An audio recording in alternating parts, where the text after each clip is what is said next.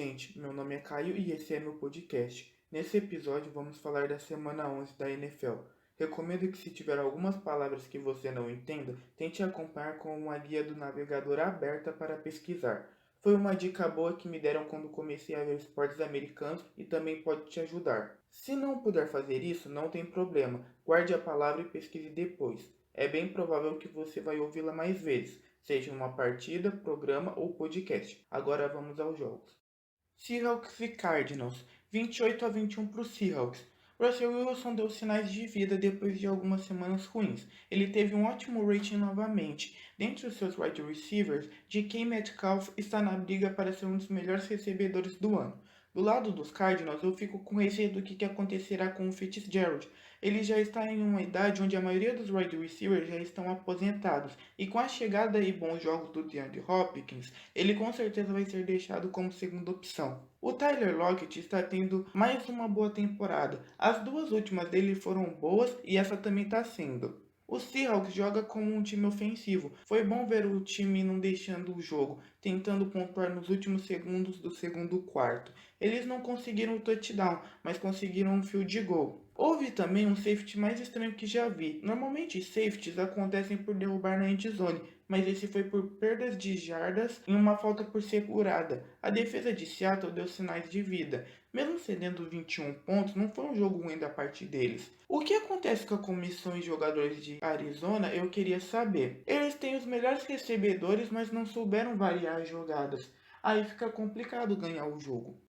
Steelers e Jaguars, 27-3 para os Steelers. Os Steelers têm chance de ser o segundo time na história com temporada invicta. A NFL segue tendo apenas um time na sua história que venceu de forma invicta, o Miami Dolphins de 72. Os Jaguars tentaram executar um outside kick no primeiro tempo, infelizmente mal sucedido. É interessante quando ele não é esperado, e é quando dá mais certo, como Pat McAfee pelos Colts. É uma jogada muito boa de ver um outside kick bem executado. Se quiserem, depois pesquisem no YouTube. Voltando ao lance bizarro dos Jaguars, atualmente os times optam por essa jogada só quando precisam dela, sendo assim imprevisível. Eu realmente não sei se aquilo foi treinado por um bom tempo, mas a certeza vendo aquele lance é que foi intencional. A defesa do Jaguars jogou bem no primeiro quarto, mas se aposentaram no segundo. O jogo dos Steelers fluiu e a derrota foi aparecendo cada vez mais com o tempo. O ataque de Pittsburgh é bom, mas ainda falta coisas como um melhor jogo terrestre. Se formos falar do jogo aéreo, primeiro temos que elogiar a temporada do Chase Claypool, 10 touchdowns e uma média muito alta de jardas recebidas. Eu não estou vendo frequentemente erros de grupo dos Steelers, sabe aqueles de má formação, passe para um lado e recebedor para o outro? Às vezes aparecem erros individuais na marcação homem a homem ou em zona. Isso é resultado de um bom treino e refletindo em um 10-0 na NFL. Para finalizar, preciso falar do Jake Luton. Eu estou achando que ele quer concorrer com o Carson Wentz para ver qual é o pior quarterback da temporada. O jogo era contra Pittsburgh, uma das melhores defesas e um ataque que tem que tomar cuidado, mas o Luton estava perdido a todo momento. Era cada jogada que você não sabia se era ele ou a comissão que estava louca. Panthers e Lions, 20-0 para os Panthers. A defesa dos Panthers foi o destaque deste jogo. Agiu na secundária, avançou no quarterback e adiantou jogadas travando passes. Ela dormiu em um minuto ou outro, mas mesmo assim não cedeu pontos para os Lions. Foram 5 sacks e naquele domingo Matthew Stafford não dormiu de noite. No ataque, que jogo do DJ Moore. As mãos estavam muito boas e ele não desiste após a recepção, ganhando mais jardas e foi um dos melhores wide receivers da rodada. Se pararmos para pensar, a temporada não está tão ruim para os Panthers. Eles estão fazendo o que tem que ser feito. Luke Kuechly se aposentou, Ken Newton mudou de time e Christian McCaffrey lesionado. Eles não têm peças importantes e com o time no momento, eles surpreendem com o que têm. Texans e Patriots, 27-20 para os Texans. Foi um jogo dos piores times da liga, mas para quem assistiu foi um bom jogo. Se formos resumir, o menos pior venceu. E se parar para olhar, Houston tem bons nomes no time, mas estão perdidos. Nenhum setor está bom ou ausente de críticas. Brandon Cooks e Will Fuller são ótimos recebedores. O ruim é que não dá para confiar. Um jogo é bom e o outro não. Justin Reed jogou bem e o J.J. Watt, pelo que deu preocupação para os marcadores, não foi um ótimo jogo dele, mas no geral esses dois fizeram a diferença na defesa.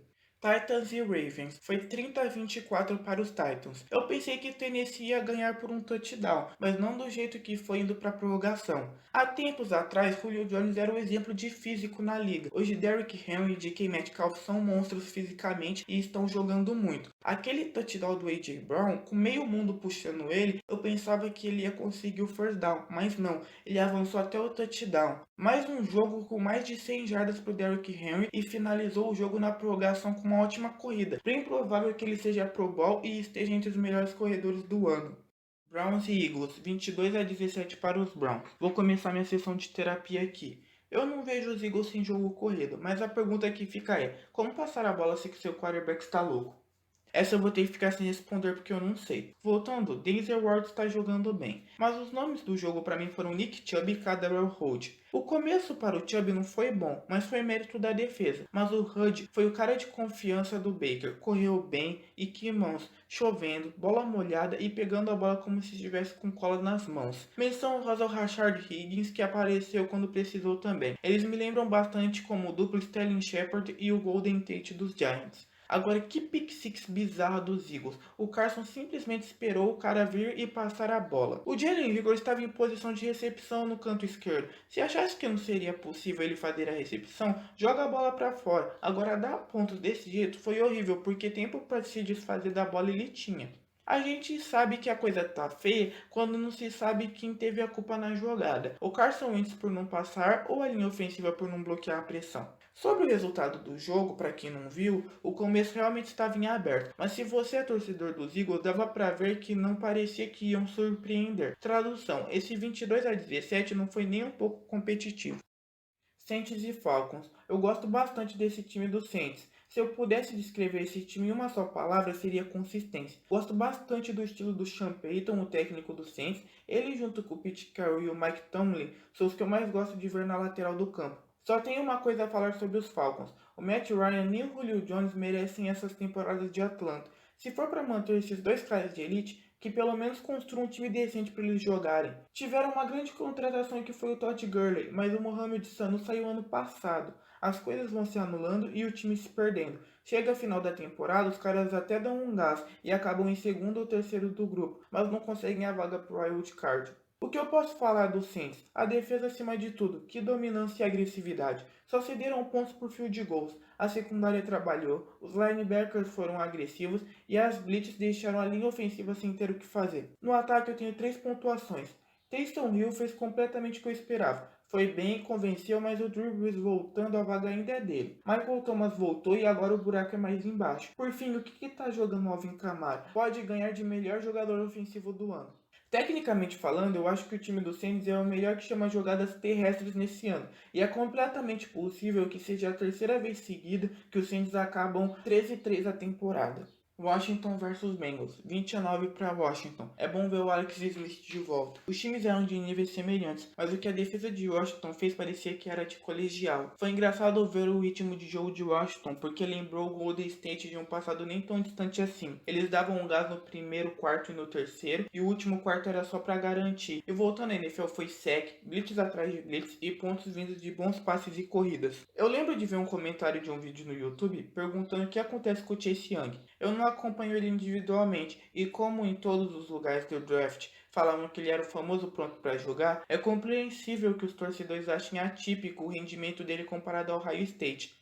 A verdade é que eu acho que ele é só mais um que vai passar por uma boa fase de amadurecimento na liga, porque talento ele tem. Sobre os Bengals não tem muito a falar. Foi triste a lesão do Joe Burrow e sobre o resultado já era esperado. John Rivera gosta de agressividade e nesse setor o time dele fez um bom trabalho. A defesa dos Bengals não é boa e o ataque deles até tem peças boas, mas para ganhar precisa render mais que isso.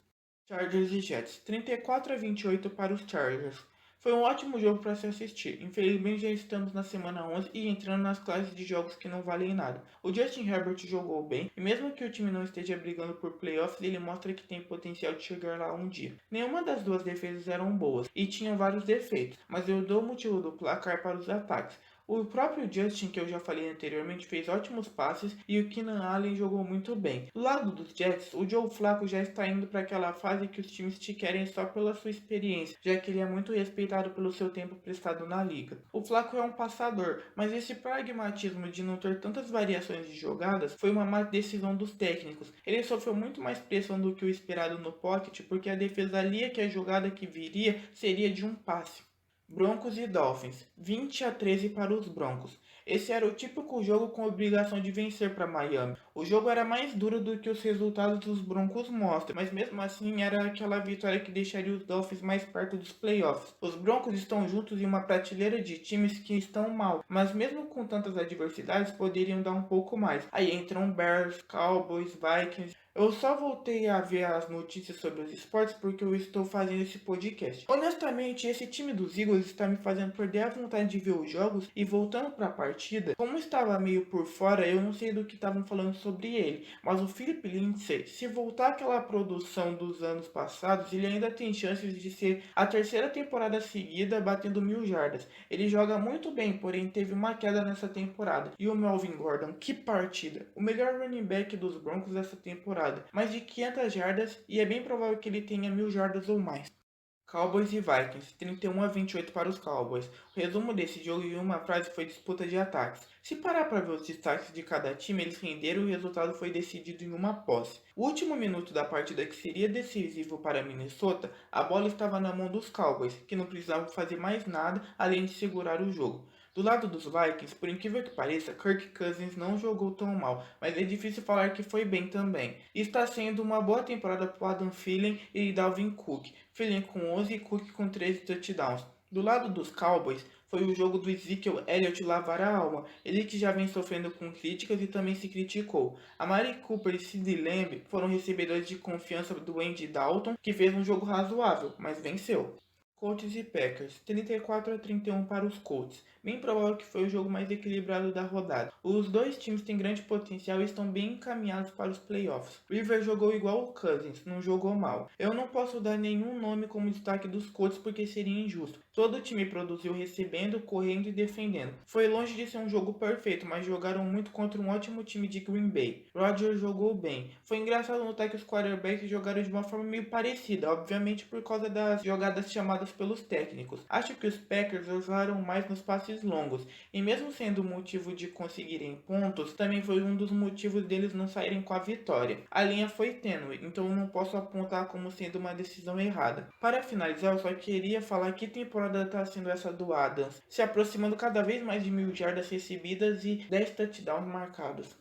Chiefs e Raiders, 35-31 para os Chiefs. Me lembrou muito os Chiefs contra Rams, que era para ter sido no México, mas acabou sendo em Los Angeles. Acho que foi em 2018. Era ponto atrás de ponto. Esses dois ataques produzem muito e mesmo não tendo uma defesa fora do comum, vale dizer que essas defesas não são nem um pouco ruins. Mais um jogo agressivo dos Chiefs, e se ano passado esse ataque já estava bom, agora está melhor ainda. No jogo corrido pegaram o melhor running back do draft e ele está mostrando que era o melhor. E além disso, agora tem Le'Veon Bell, que foi muito importante para o jogo corrido dos Steelers, passou pelos Jets sem muito impacto e agora está nos Chiefs para ajudar o final da temporada regular e os playoffs desse ano. E que raiva desse Eggler. Nos Eagles ele dropava metade dos passes que lançavam para ele. Agora nos Raiders até big play ele tá fazendo. E olha que se naquele 1 contra 1 o jogador dos Chiefs não tivesse interferido no passe e feito a falta, seria uma das recepções mais bonitas do ano.